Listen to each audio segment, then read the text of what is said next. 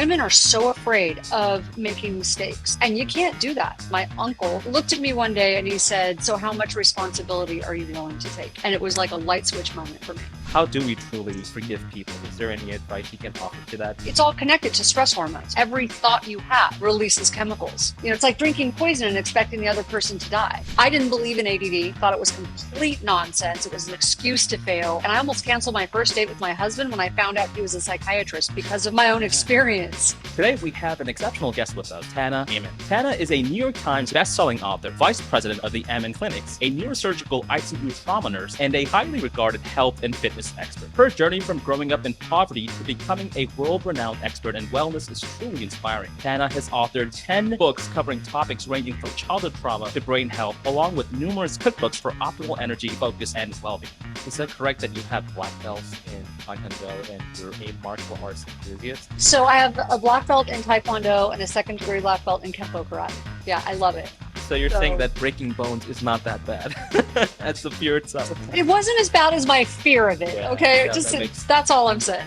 How does one determine a healthy lifestyle? Okay, so first of all, the first 3 letters in the word diet are die. I hate that word. If you're on a plant-based diet because it's ethical for you or it's religious, I'm not going to change your mind. The question then becomes why? Why is your brain working too hard? Why is your brain not working hard enough? The Avenue of the Strongest is a podcast dedicated to exploring the lives and experiences of the most inspiring individuals from around the world. Each episode features interviews with fascinating guests who share their insights and wisdom on a variety of topics, including education, impact, motivation, health, and learning. Here are your hosts, Anayet Chowdhury and Vlad Suleiman. Tana, welcome. It's such a pleasure having you on the show. Oh, it's my pleasure. Thank you so much. Of course, your journey from growing up in poverty to being a New York Times bestselling author is incredibly inspiring. I'd love to kind of start off there. Can you please share us with your journey in just those, key moments in your life, a little bit about your experience growing up, and how did you get from growing up in poverty and to where you are today? Yeah, it's quite the journey. I actually wrote a book about it, The Relentless Courage of a Scared Child. So I think, if anybody who overcomes a lot and transitions the way I did into a very different type of life, there are, I think, at least one, but usually more than one, several key moments where that happens. And for me, that moment actually happened when my uncle, who was a person who scared me horribly when I was growing up, he was a heroin addict who lived with me. He lived with us when I was a kid, and he had turned his life around. And I was really struggling as a young adult. I had had thyroid cancer and had been very sick for a long time with more than just the thyroid cancer, and felt really sorry for myself. And after he turned his life around, he looked at me one day and he said, "So how much responsibility are you willing to take?" And that one word changed my life. At first I got angry and I said, "This isn't my fault. Getting cancer is not my fault." And he said, "I didn't ask you if you were willing to take the blame. I didn't say it was your fault. I asked you how much responsibility you were willing to take." Because responsibility is the ability to respond.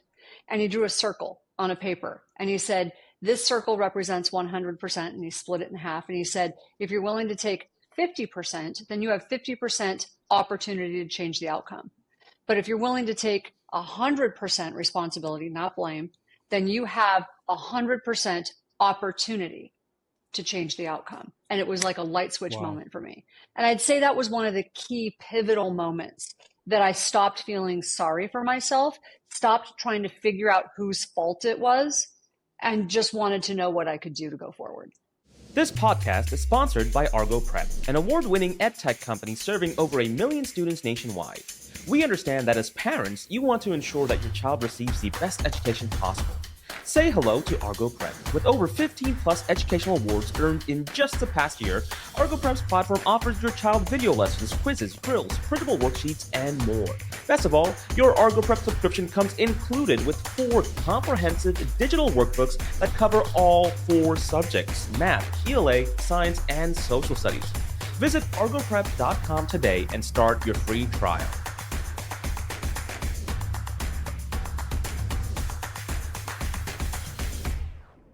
and it was huge. Wow. You said Yeah. that he Wow. turned his life around. Could you please Yeah, explain it was how it he was a did? really horrible, awful story. He had been addicted to heroin for a long time after being in the Navy. He got addicted to morphine. He was a medic, and Mm. came home, switched, ended up getting addicted to heroin, lived with us, was a mess, overdosed twice. My other uncle, who was trying to help him get cleaned up, is sort of a convoluted story that's in my book.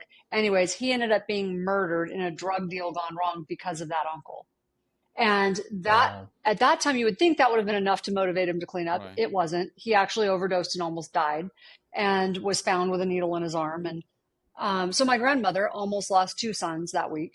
And it was really, really awful. And but shortly after that, my mother actually arranged, it's really terrible, but she actually sort of arranged for him to go to jail. It was like he's going to go to jail or he's going to Mm. kill himself. And so she Right. sort of like set it up for him to be arrested. And it was during that time that he ended up finally meeting someone that helped him, that motivated him to get clean. And when he turned his life around, he then started dedicating his life to coaching and motivating young men who were in his position. And so that was really instrumental and really interesting in his life. But then he had a big influence on my life, which I thought was so interesting for me. And one of the things I wanted to put in my book, because it's one of the reasons I think forgiveness is such an important thing. Being able to step back and, when we don't forgive, it hurts us, not other people. But had I not been able to forgive him for some of those things early on in my childhood and some of that, those scary moments and trauma, I wouldn't have had that light switch moment with him. And so it was just it was a really big turning point. It was very interesting. So it's not Well, it's not a myth yet that people who got it. Sorry. That's fine. it's okay. So I Okay. will often hear that people who like ex addicts, they never become clean 100%. So this is complete myth, right? So people who got Oh yeah, no, addicted. he's clean. He actually did do methadone for a while. He had to switch. He was going to a Mm. clinic. He had to do methadone. No, he doesn't drink. He doesn't do anything. I'd say for a few years, he actually did, um, he struggled with switching. He would drink beer. He would, so he'd drink alcohol. He would smoke weed. So he kind of like had a hard time getting off of all substances. Now he does Yeah. absolutely nothing, and he hasn't for decades now. Mhm. So, yeah. I want to focus on something very important you said, which is we need to learn how to forgive others, right? But I feel like that's something so hard for most people. How do we truly forgive people? Is there any advice you can offer to that? Because I think that's like, it's easy to say that, but it's very hard to do for many of us. It is. So I know, and there are some people I had to like. If anyone who's read my book, they'll understand. Like there are people that it's not an easy thing to forgive, but when you don't forgive, it's not that person you're hurting. See, so many people that I work with, they'll say, but they don't deserve it. They don't deserve my forgiveness. And my response to them Mm. is, no, maybe they don't, but do you? Do you deserve for you to forgive them? Because it's not hurting them, it's hurting you. And it's actually physically and emotionally hurting you. There have been many studies done on this. One of my favorite studies, or the most interesting one to me, was by a surgeon. It was actually a burn specialist and a surgeon at Vanderbilt University. And he studied and he was trying to figure out why some of his patients got better and that sometimes they were the worst. And why were they getting better and others weren't? And he figured out that so often it was connected to forgiveness. So he started studying forgiveness. And when patients were able to forgive, whether it was themselves or the person who had hurt them, they healed significantly better than the patients who could not forgive, because it's all connected to stress hormones. It's all connected to those chemicals we release. Every thought you have releases chemicals. And those thoughts are releasing either chemicals that are stressful and causing you problems and clamping down blood vessels, or they're releasing things that are helping you heal. And so it's really important that we understand this concept. They don't deserve it. Well, maybe they don't, but do Right. you deserve it? So, Mm. it's like drinking poison and expecting the other person to die. It doesn't Right. work. No. Yeah, no. Well, that's a really good viewpoint of it. Now, you've talked about your latest book, which is the relentless courage of a scared child, And so I know you openly talk a lot about your challenging past, but I want to ask, what inspired you to share your story with the world? Like, it helps so many people, but what inspired you to write that specific book? Oh, that was quite the there were a lot of conversations around that in my house. My husband was sort of pushing me to write it for a long time. And, Okay. people who grow up in situations like how I grew up, they tend to normalize it because it's survival. It's like, well, it wasn't that bad. And that's actually a sign of resilience, believe it or not. It's like it wasn't that bad. Other Yeah. people have had it worse. It's how we minimize it so that we can be okay. But when you Mm, finally start doing therapy and actually healing some of those things that have happened, you realize, no, it wasn't okay. Those things weren't okay, but I'm okay. I'm okay now. It's like just because I was victimized in certain ways does not make me a victim.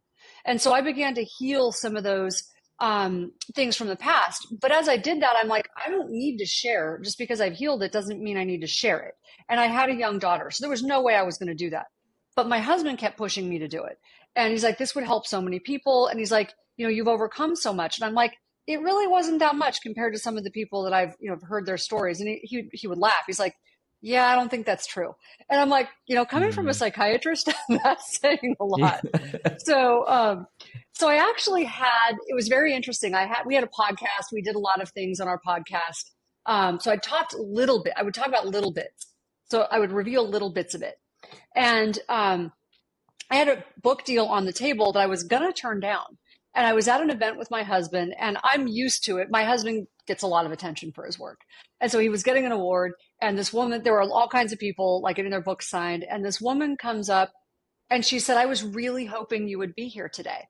And I was like, oh, yeah, my Mm, husband's right there. You can take your book over there and he'll sign it for you. And she's like, no, you.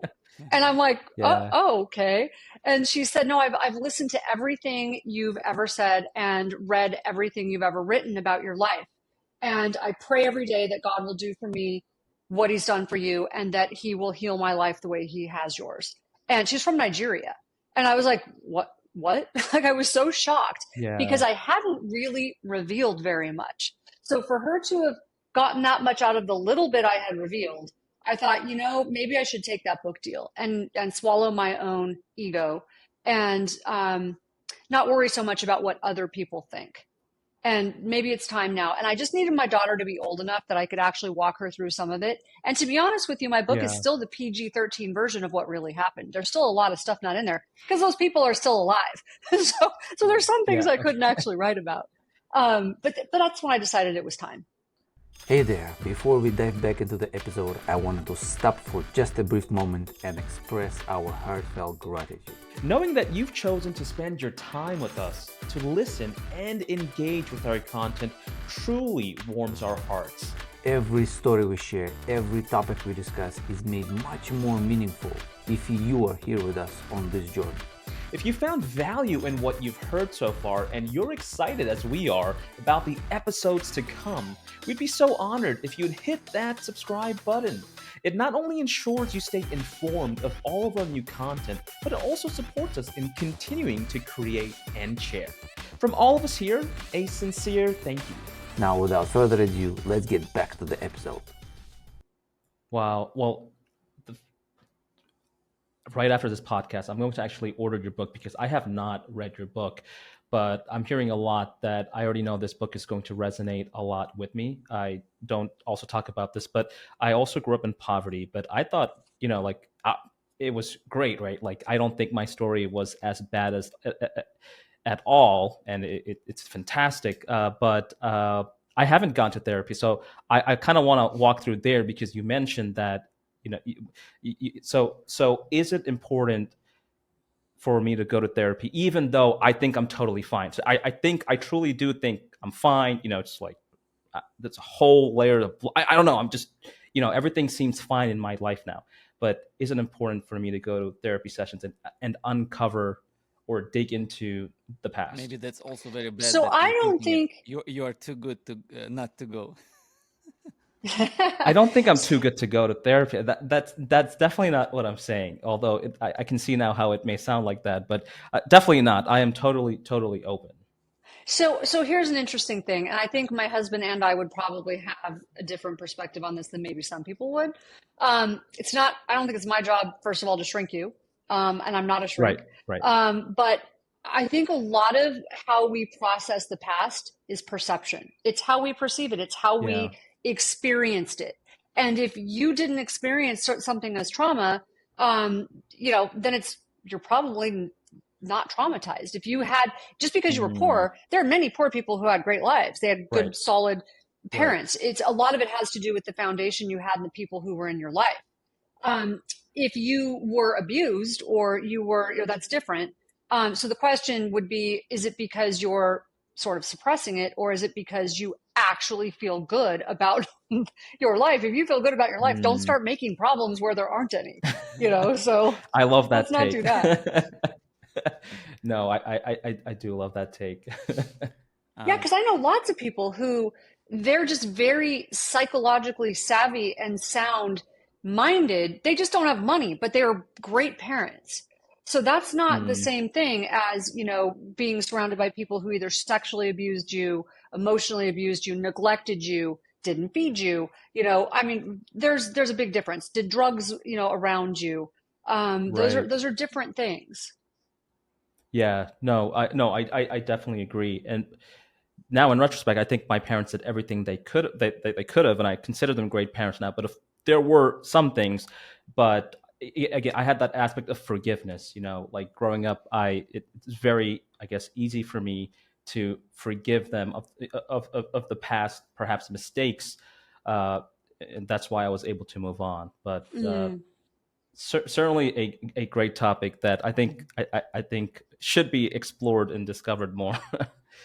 I think Yeah, the I question is it affecting your life? Are those past events affecting your life in a negative way? Are they affecting your relationships? Are they affecting your ability to Mm, have a good job or, to move forward? That's when you want to start looking at, am I lying to myself about the past? mm. that's That's a actually a great very point. nice transition to my next question about the five types of brain. So maybe, I mean, as you always share this information and you constantly emphasize the importance of it and how it played a crucial role in raising awareness about the importance of understanding and recognizing these different types of brain. So could you please share a little bit more information about each of this type, and maybe you can reference Anayat, which type you think he is, and that's why he thinks that, why he is empathetic toward the mistakes that parents made or made or did not. Well, it could be because he actually has a very healthy brain. I mean, it could just be that simple. So I don't want to overstep and step into the role of the physician here because I actually think my husband's identified more than five Right. types. Yeah. But Mm, I can tell you what we do at Amen Clinics. We scan the brain. We don't. He hates the term mental illness. Hates it. Trying to Mhm. eliminate that term and get people to focus on brain health. Have you got a problem with your brain? If you're depressed, we think of that more as a symptom, not a diagnosis. It's like, why are you depressed? Is it because mm, you hit your head? Is it because your brain's working too hard? Is it not working hard enough? Did you have an infection? Did you have, there's lots of reasons that could be. So when we're talking about, if you're talking about brain types, it could be, you know, are you an anxious type? We don't like labels all the time, but it's like, are you a person who like tends to spin on things? Do you tend to like, are you mm, anxious? Is your brain working too hard? Is your brain not working hard enough? That would be more the impulsive type or what some people would think of as ADHD. So mm, that's when you don't get enough blood flow to the part of your brain that is the executive part or the judgment center in your brain. But the question then becomes why? Why is your brain working too hard? Why is your brain not working hard enough? And Mhm. how do we balance it, if that makes sense? Because there's so many reasons why. I'll give you one example. When I was 23, I was diagnosed with cancer. I was diagnosed with thyroid cancer and it had metastasized. So it was kind of a complicated case. Shouldn't have been, but it was because they didn't catch it. And so when they Mhm. did surgery and they took me off my thyroid back then, way back then, treatments were very different than they are now. And I was without any thyroid in my system for several months. No one told me that when you don't have thyroid in your system, you won't die, but you'll wish you were dead. No one explained that to me. They just let me be depressed. And when I showed up telling them I feel like I want to die, they were like, oh, let's put you on Prozac. No one said to me, oh, it's your thyroid that is causing this. And they put me on a medication, Prozac, that almost ruined my life because it made me so impulsive. It was the wrong medication. For the right person, Prozac can be life-changing and in a good way. It can save their life. For the wrong person, it can devastate their life. And that was almost me. So I was making really bad decisions. I knew it wasn't me. And I went back to the doctor and I'm like, this isn't working. This isn't me. And he's like, oh, maybe we should increase your dose. I mean, that's just, but to do that without knowing why you're doing it, what else is going on in the brain, it's irresponsible, quite frankly. I was pretty angry and I almost canceled my first date with my husband when I found out he was a psychiatrist because of my own experience. And then I found out what he did was so different. And the way that we treat at Amen Clinics mental health, not mental illness, we really focus on brain health, but we want to know all of your important health numbers. What are your nutrient levels? How do we balance that brain? Right? So, is it working too hard? Is it not working hard enough? How do we balance it? How do we get it back to where it needs to be? So if I would come to your clinic and I would test and identify my my type of brain, how would it help me? How this information would help me in life, like in business or maybe in my decision making? Okay, so, and I know what you're talking about. So one thing I want to leave people with, if they want to go to brainhealthassessment.com, those are the 16 types without going into, that would take like pretty much a whole podcast, which could probably do. But it'll give you your type and it will give you an idea whether your brain is working too hard or not hard enough, or if it's balanced. And sometimes there's combinations. Like I tend to be sort of sleepy frontal lobes, but my brain, I'm never late. I'm not like typical of someone with ADHD because I'm anxious. So I'm always like over focusing. So I'm over focused ADD, if you will.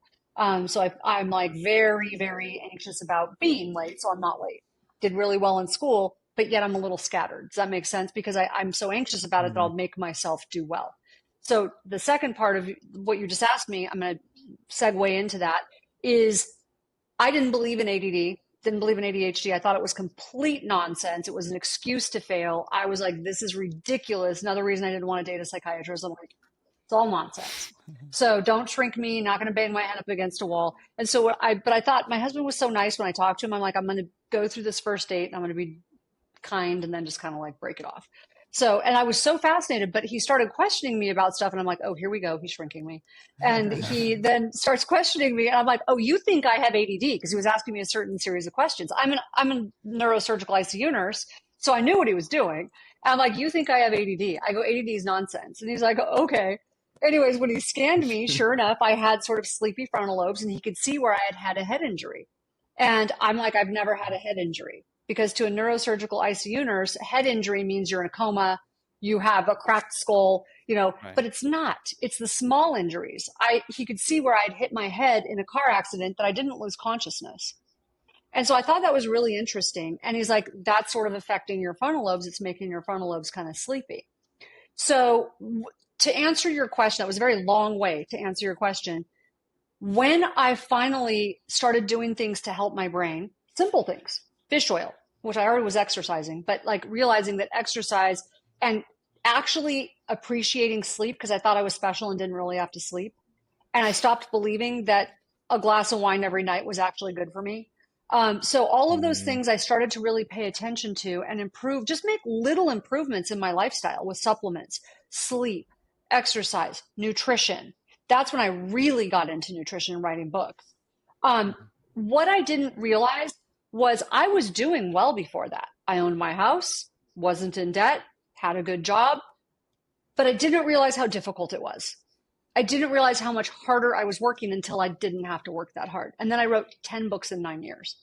And so that's when I realized, I actually, even though I was doing well, I wasn't meeting my potential. That's to answer your question, like how would it help me? Would I be better in business? So it helps people, I think, meet their potential. For people struggling, it's very obvious how it's going to help them. For people who want optimization, it's like, what if you got 10% better function out of your brain? What would you do? Got it. So you just mentioned about the omega-3. So there are a lot of debates about the omega-3 supplements, the traditional one and the vegan one. Could you please share the information is there any difference? Which one are better or not bad, or it's just all mixed? So traditionally, like overall, we would say the fish oil has been better because it's got more. So there's a balance of the DHA and the EPA, right? So, and you want the right balance, especially for people who have things like ADD or ADHD. However, there are certain forms, and we just started making one of like green algae. There's certain types of the vegan ones that actually are pretty good. They may not be exactly the same, but they're pretty good. And the deal is, if you are a vegan, I don't have a dog in that fight. If you're on a plant-based diet because it's ethical for you, or it's religious, or it's whatever it is, I'm not going to change your mind. Okay, so let's just try and figure out how to optimize your life. So it may not be exactly the same. It may not be perfect, but the green algae, the blue green algae is actually really good now. They've actually figured out a way to extract it. And so they've gotten much better. Historically, definitely not as good. Also, I have a question about the coming back to the brain types. So can it change? Let's say right now I'm scanning and I'm finding out that my brain is balanced. And let's say in a year or two or in 5, can it change, or it stays all? Absolutely. Nope. It absolutely can change. So if you think with me for a minute, you take your brain type, you take the assessment, your brain is a type 1. It's healthy. You get into a car accident, or you get COVID, or you whatever. Something happens. You go under anesthesia. Those things can definitely affect the brain in a more negative way. You get an infection that can either make it overactive, have an accident, or certain viruses that can make it underactive. Or you go through grief. Like all of those things affect the brain. So yes, it can change, but it can also change for the positive. So when I took it, I think my type was a type 6. And now when I take it, it's a type 1. Why? Because I'm doing all the lifestyle things. So when I took it, I told my husband, I'm like, I have a balanced brain. And he's like, you do not. I'm like, I do, because I do all of the things to help it be balanced. So do I still have sleepy frontal lobes if I don't do the things that I normally do? I mean, I do my cold plunge in the morning. I do, you know what I mean? I do all of those things to stimulate that part of my brain, but I also meditate to settle down the anxious part of my brain. I do those things, and that keeps me balanced. So how often? But I know how quickly I can get out of balance. I'm sorry?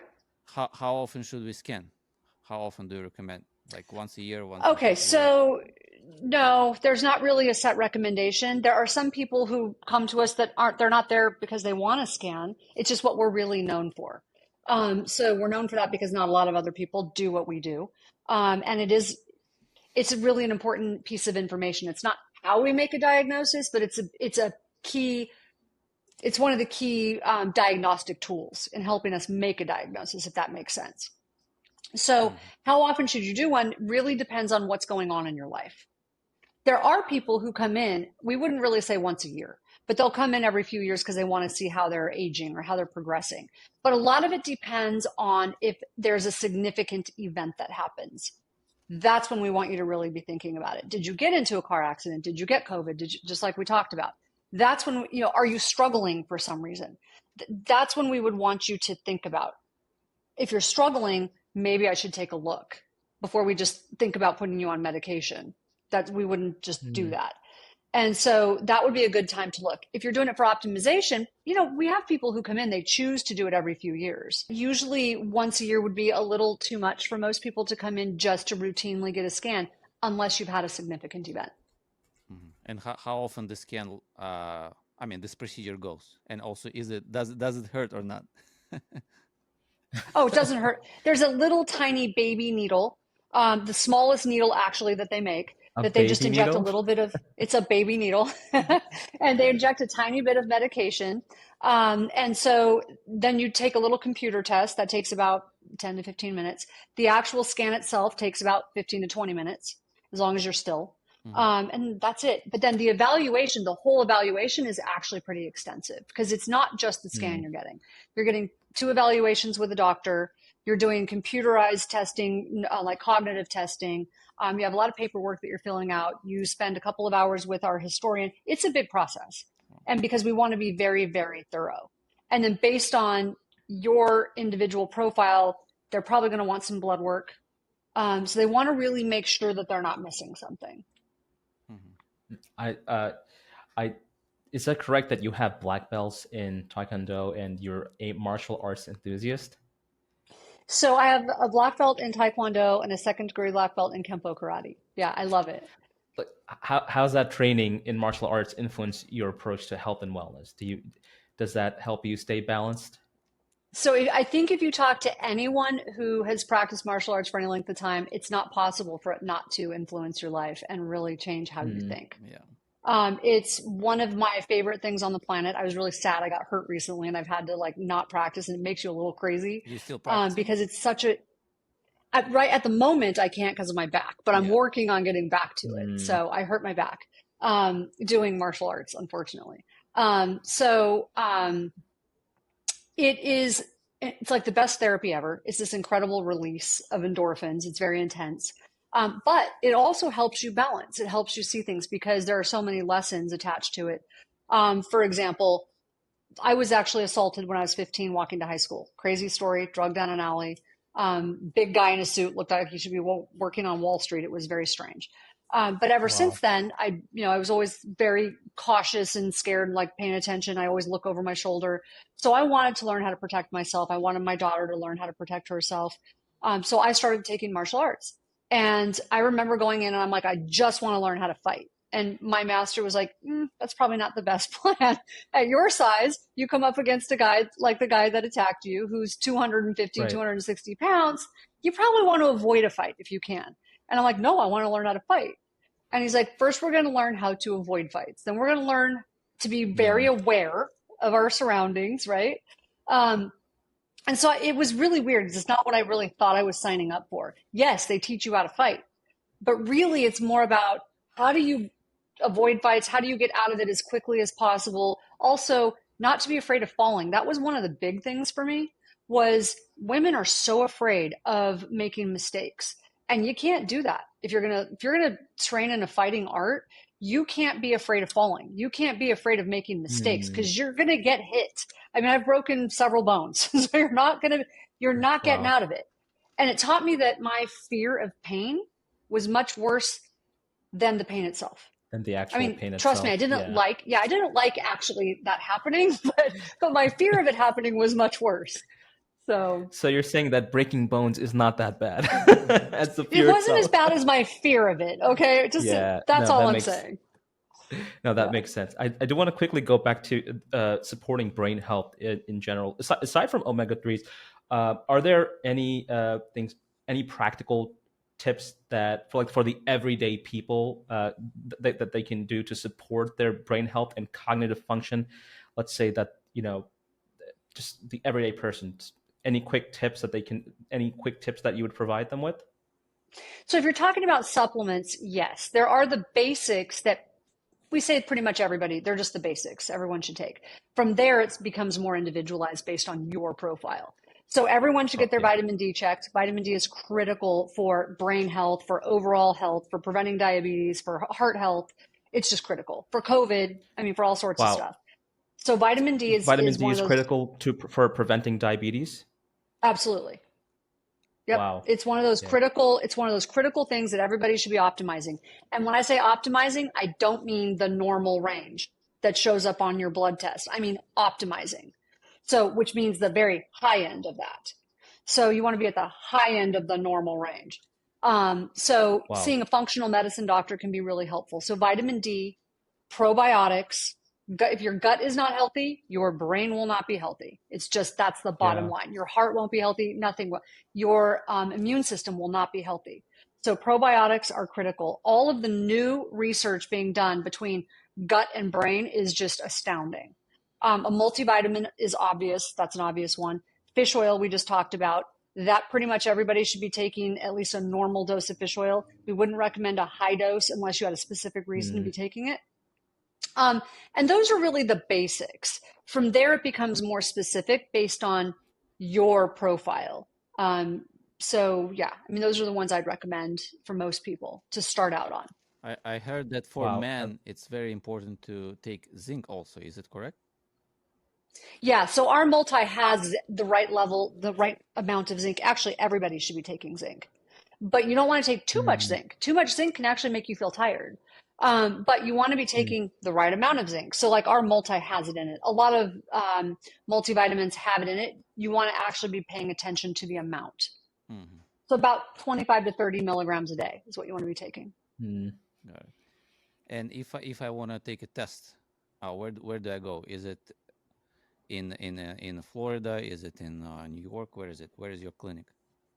We have 11 clinics right now. So we've got 3 in California. So we've got Southern California, so Costa Mesa, which is that's our location. That's our corporate location. We've got Los Angeles, and we have San Francisco area. Then we have Seattle. We've got Washington, D.C. We have New York. I'm starting to lose count. Atlanta, Miami, Chicago, Dallas, Arizona. We just opened a brand new one in Arizona. I think I got them all. Did I get them all? Beautiful. Congrats. Beautiful. I just moved to amazing. Arizona, so maybe I'll visit you. Oh yeah, Scottsdale is where it's at. We just opened it. Beautiful. Oh yeah. Yeah. That's amazing. You're a 10-minute drive away, Vlad. Yeah. So I definitely, I mean, this is very actually interesting. I want to already do it for me and for my wife. I mean, it's so cool. Excellent. Yeah, so reach out to us. The thing I learned just about email me. the thing I learned today is that the vitamin D level should be on the higher end of the spectrum. And so when they send you your level and they say it depends on what lab you go to, it could say 20 to 40, or it'll say 30 to 50. 50 is like, I wouldn't go lower. Like that's, for me, as somebody who's had cancer, my functional medicine doctor, actually my thyroid cancer doctor, who's very Western, told me he wants me at 80. So that might be, some doctors might say that's too high. 50 is probably like the minimum that a lot of doctors, if they're functional medicine doctors, they're going to say 50 is like the minimum. Right. What? Wow. I've had low vitamin D levels. Every time I go to the doctor, I have low vitamin D levels. And like I'm South Asian, and like everybody almost in our culture gets like diabetes, right?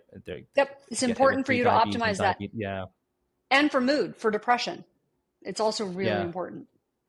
Yeah, that I know, because a couple of years ago when I went in and I got my test results back, the doctor asked me, "Are you depressed?" And I'm not depressed. I said, "No, in fact, I feel fantastic. I'm great." And he said, "Man, your vitamin D levels are low. They are very low." That's not good. And so but now I'm taking vitamin D. I take it once a day. But you know what? Now I really want to go ahead and do a blood test to make sure that my vitamin D levels, what they are. But I definitely want to get to the higher range for sure. Well, and the reason it's so important to have vitamin D tested is because everyone shouldn't be taking the same dose. That's not one of those things where I can take a multi and it's no big deal. Vitamin D is absorbed differently by everybody. It depends on your skin color. The darker your skin, the harder it is to absorb vitamin D. It depends on things like your gut health. So if your gut isn't healthy, it's harder to absorb vitamin D. So you might have to take a higher dose. So for example, as someone who had thyroid cancer and my gut wasn't healthy for a long time, I had to take 10,000 units a day to get a normal level. Wow. Some people take 2,000 a day and they're great. Yeah. So you really need to get it tested. But isn't it also depends where you live in? If you are in a sunny state or not sunny state, it's also important. Yeah, but one of the problems is people in sunny states often use so much sunscreen and stay out of the sun. So we're actually seeing that they show up. Actually, it was like 18 out of 20 patients at our clinic in Southern California came in with low vitamin D. Wow. That is because crazy. they're wearing sunscreen. They're avoiding the sun like it's like they're vampires. Yeah. I never liked sunscreen. I don't like it either, but I also, it's like this like catch-22. So I actually try to go outside and get direct sunlight really early in the morning because it's really healthy for you to like wake up and, but not be in the direct sunlight, in the middle of the afternoon. Yeah. Wow. Well, Tana, I have 2 last questions for you, which is, in a world full of countless diets, misleading advertisement, and an overwhelming amount of information, how does one navigate through it all to determine the true secret to achieving and maintaining a healthy lifestyle? Okay, so first of all, the first 3 letters in the word diet are die. So I hate that word. And it's not really a secret. And that is the problem, is everyone wants to make it a secret because then they can sell a book. So it really shouldn't be a secret. It should be something that is sustainable. That's it. It should be healthy food that is whole food, that grows on a tree, that's, grows on a plant and isn't made in a plant. It should be really stuff your grandmother would have recognized as food that she can pronounce the name of. There's not 30 ingredients on there that no one knows what they are. Right. So it's really interesting. So I had two friends. They're both very well-known public figure cardiologists. One of them is vegan. One of them is a true caveman. I mean, like paleo to the nth degree. Doesn't believe in a vegan diet. One of them doesn't believe in meat. Okay, so they're at these extreme ends. They're both extremely well known, and they publish a ton. And they're both very well known for getting patients well, like really well, like turning around their heart disease. Why? If it's all about diet, then why? Why are they both famous for getting patients well? That doesn't make sense. Right. Because it goes back to the 80s when they published two major studies were published, and all the studies said was huge. They were huge studies. This is when everything began to change. If you just eat more fruits and vegetables, increase your grains, and cut out processed foods, you get well. And they didn't take into account things like smoking, drinking, exercise, none of that. All they said, increase fruits and vegetables, increase grains, cut back on processed foods. That was it. So we all know if you eat more vegetables and fruits and you stop eating all the processed crap, you're going to get well, but people still don't do it. So really what it boils down to is we at Amen Clinics, we think it should be individualized. It should be personalized. Where, like I said, I'm not going to change you if you're a vegan. I don't have a dog in that fight, but I do want to optimize your numbers. So what we're going to do is run a blood test. We want you to have optimized brain function because, if your brain's right, your heart's right, everything else is right. We want to optimize your hormones, and we're going to help you use nutrition. We want to cut out all the chemicals and processed crap, help you pay attention to all the toxins you're putting on your body. But we want to make it individual for you and use supplements to sort of fill in. If you're vegan, fine. Let's figure out how to fill in those gaps. So it's really mostly about cutting out the garbage and putting in more whole foods. And if you're going to eat meat, make it hormone-free, hormone-free, antibiotic-free, grass-fed, and just make it less of it. And what is terrifying is that US is, I think, the number one in consumption of processed foods. And not just that, the stuff that we allow into our food, everyone I know says when they go to Europe, they don't feel the same way when they eat food. Like they eat a little bit of pasta, they don't feel bad. Right. They eat pasta here, they feel terrible. They drink milk there, they don't feel bad. And I'm like, that's because if you look at the laws and what Europe allows into their food, radically different than what we allow. That's crazy. And that's true. But how do we change that? I mean, then... well, you can't change something they don't want to change. Right. So there's no profit in prevention. You have to change it yourself. There's no profit in prevention. Let's just be honest. Big food, big pharma, big government, there's no profit in preventing it. So you're not going to sell drugs to someone who's healthy. It's just that is very true. Well, there you have it, folks. Tana, what I want to ask you one last question on mine, which is, what is something that you've always wanted to do but haven't yet? Oh gosh, there's so many things. What is something I want to do? So since I'm having trouble, I was going to take up a new martial art, but right now I'm not sure when that's going to be. So I want to start doing like long distance hiking expeditions. Oh. Yeah, that's probably something I want to start doing. Yeah. Oh, that's amazing. Actually, Vlad, he's on a hiking trip for like 14 days. Oh, fun. Two oh, see, that's cool. I want to do that. Every day. I'm just trying to get my back well enough. And I'm doing it with my kids. Every day we're doing like 20,000 steps. And I'm amazed how my kids are handling it. Because for them, it's not 20,000. How old are they? They are 3 and 6. Oh my goodness! And for them, and they're doing it, and they are doing it. They're I was fine. shocked they're myself. Not crying. They just love it. Well, they're probably happy being outdoors with you guys, but that's a lot. Yeah, that's crazy. I thought the same, steps, but for them it's like 30, even 40,000. It's twice more. Absolutely, that's amazing. Yeah, that's awesome. So I'm just trying to get well enough to be able to do it.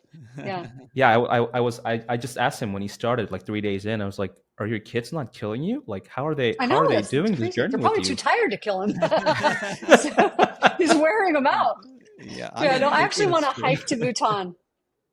it's Yeah, actually it's that's one actually of my a lot of learning for kids as well. A lot of people don't realize because you yeah, come, you teach them. I mean, everything around you, new plants places. and Yeah, flowers and exactly. yeah. I think my car is just full of plants from every state we just visited. From each state, I have Oh, just that's one so a fun. bouquet of flowers. Wow. That's Uh, so fun. I love that.